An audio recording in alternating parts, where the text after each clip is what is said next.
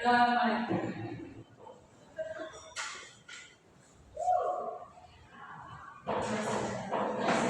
Ya, terima kasih Intan sudah bervideo pada pagi hari ini. Ya, kemudian hari ini kita akan membahas tentang interaksi antar uang di Indonesia. Apakah anak-anak tahu mengenai interaksi antar uang di Indonesia? Tahu Ibu. Ya, nanti hasilkan. Ibu, jadi interaksi antar uang merupakan hubungan timbal balik antar wilayah yang terjadi karena perbedaan potensi dan kebutuhan, ditandai dengan perbedaan manusia, barang, jasa, dan informasi. Mungkin begitu. Ya, terima kasih Naya, sudah tepat sekali.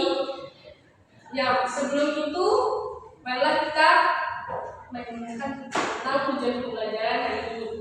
Nah, tujuan pembelajaran hari ini adalah satu, menjelaskan konsep interaksi antar uang beserta fakta perbedaannya, kemudian mengidentifikasi bentuk interaksi antar uang di Indonesia melalui contoh nyata, ketiga, menganalisis masalah nyata terkait interaksi antar uang, keempat, menyusun solusi berbasis data dan penelitian kritis terkait permasalahan yang dikaji, lima, menunjukkan kemampuan bekerjasama dalam kelompok, mempresentasikan hasil analisis.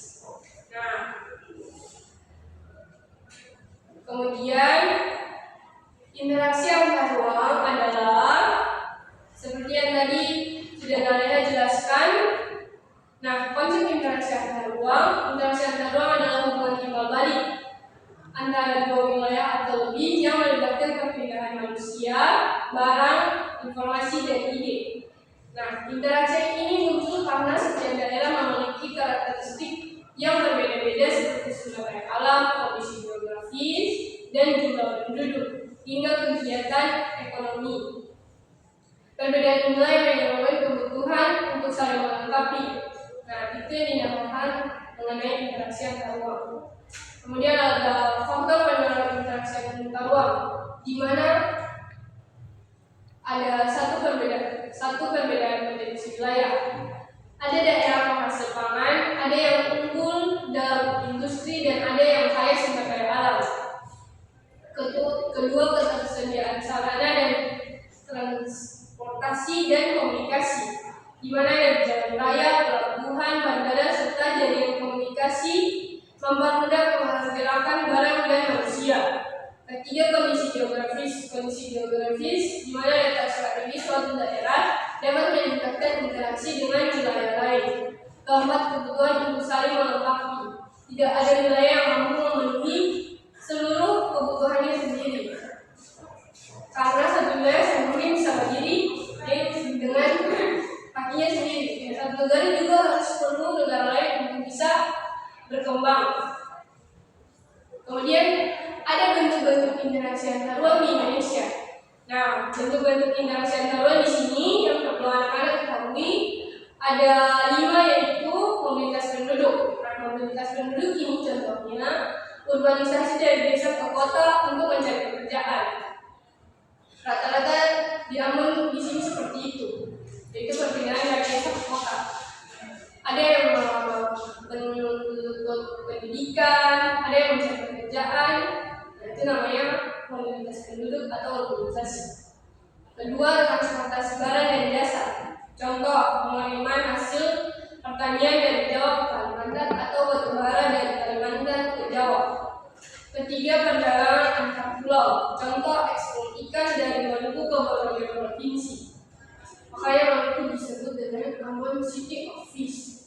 Nah, keempat, pertukaran informasi dan teknologi. Contoh, penyebaran inovasi budidaya pertanian dari suatu daerah ke daerah lainnya. Yang terakhir ada interaksi sosial budaya. Contoh, penyebaran budaya Betawi melalui media atau festival budaya antar daerah. Atau anak-anak bisa lihat di sini ada kalele atau pukul menyapu. Nah, itu namanya interaksi sosial budaya. Kemudian kita lanjut di analisis masalah nyata interaksi antar uang. Nah, A, contoh masalah. Contoh masalah di sini adalah perbedaan harga bahan pokok antara Papua dan Jawa. Kedua, jalan transportasi terputus akibat bencana menyebabkan keterlambatan dan distribusi barang. Ketiga, ketimpangan pembangunan antara Jawa dan luar Jawa. Kemudian kita lanjut di penyusunan solusi berbasis. Nah, mungkin itu saja materi yang bisa disampaikan. Di sini Ibu akan membagi anak-anak dalam bentuk kelompok. Baik Ibu. Nah, ada 2 kelompok yang akan mempresentasikan hasil diskusinya.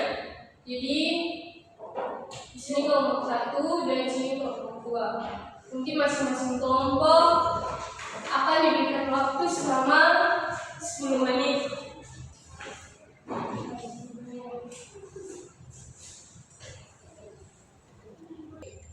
Ya, apakah anak-anak sudah selesai mengerjakan tugas kelompoknya? Ya, mungkin dari kelompok 1 atau kelompok 2 silakan mempresentasikan hasil kerja kelompok 1. Ya, sekarang kelompok 1. Jadi, baik, terima kasih atas kesempatan diberikan kepada saya itu.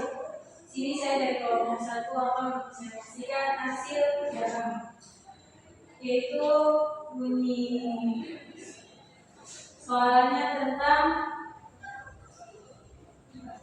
menurut kelompok kalian apa yang dimaksud dengan interaksi antar ruang. Yang kedua, sebutkan 3 faktor utama yang menyebabkan terjadinya interaksi antar ruang di Indonesia. Dan yang ketiga, berikan masing-masing satu contoh nyata dari ketiga faktor tersebut. Baik, sini soal yang pertama itu jawabannya adalah interaksi antar ruang adalah hubungan timbal balik antar wilayah yang terjadi karena perbedaan potensi dan kebutuhan, ditandai dengan perbedaan manusia, barang, jasa, dan informasi. Yang kedua, apa saja faktornya? Sini ada 3 faktor utama penyebab interaksi antar ruang Indonesia. Yang pertama, perbedaan sumber daya alam. Yang kedua, perbedaan kondisi geografis dan letak wilayah. Yang ketiga, perbedaan kebutuhan dan jumlah penduduk. Nah, yang berikut contohnya dari 3 faktor tersebut. Sini contohnya dari perbedaan sumber daya alam, di mana beras dari Jawa dikirim ke daerah Indonesia Timur, sedangkan perbedaan kondisi geografis, di mana hasil laut dari daerah pesisir dijual ke daerah pegunungan. Terakhir, perbedaan kebutuhan penduduk, di mana penduduk desa bekerja di kota untuk mencari pekerjaan. Saya sekian. terima kasih kelompok 1. Sangat-sangat bagus hasil presentasinya dan sesuai dengan apa yang dipertanyakan di tugas kelompok yang diberikan. Mungkin kelompok 2 silakan. Baik, saya dari kelompok 2 akan mempresentasikan hasil kerja kami dengan bunyi pertanyaan: bagaimana interaksi antar ruang mempengaruhi kehidupan sehari-hari kalian? Contohnya makanan, barang, elektronik, pakaian, mobilitas keluarga. Yang kedua, tanpa interaksi antar ruang, apa yang mungkin terjadi pada kehidupan masyarakat Indonesia? Baik, pertanyaan pertama. Jadi pengaruh interaksi antar ruang dalam kehidupan sehari-hari itu, kita dapat mengkonsumsi makanan dari daerah lain, menggunakan barang elektronik impor, membeli pakaian dari luar daerah, serta melakukan perjalanan antar kota atau pulau.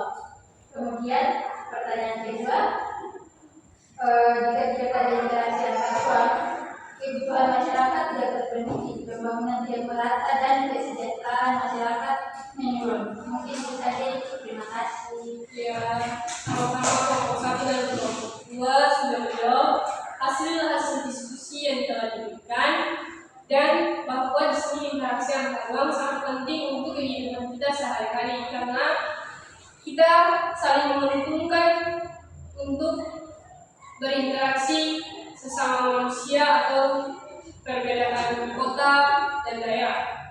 Nah, mungkin di sini ada yang bisa memberikan kesimpulan mengenai pembelajaran kita hari ini. Jika ada, dipersilahkan.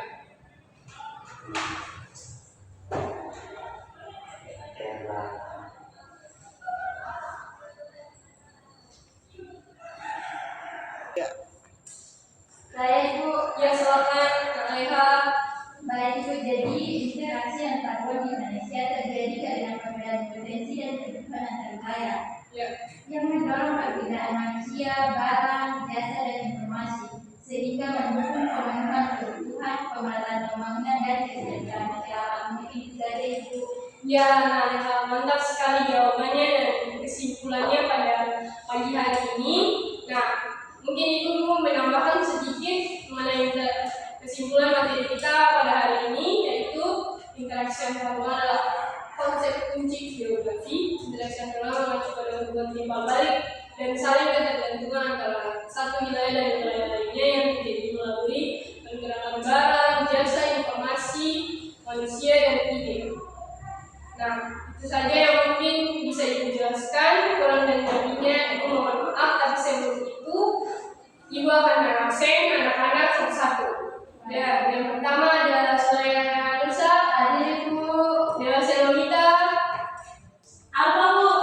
ya, Dewasa Lolita Alfa ya. Dan yang terakhir ada yang mulai Muslim. Hadir Bu. Nah, mungkin itu saja. Mungkin itu saja yang bisa disampaikan. Mungkin salah satu dari kalian tadi yang bisa berbagi doa sebelum kita mengakhiri mata pelajaran hari ini. Saya Ibu. Ya, silakan Leha.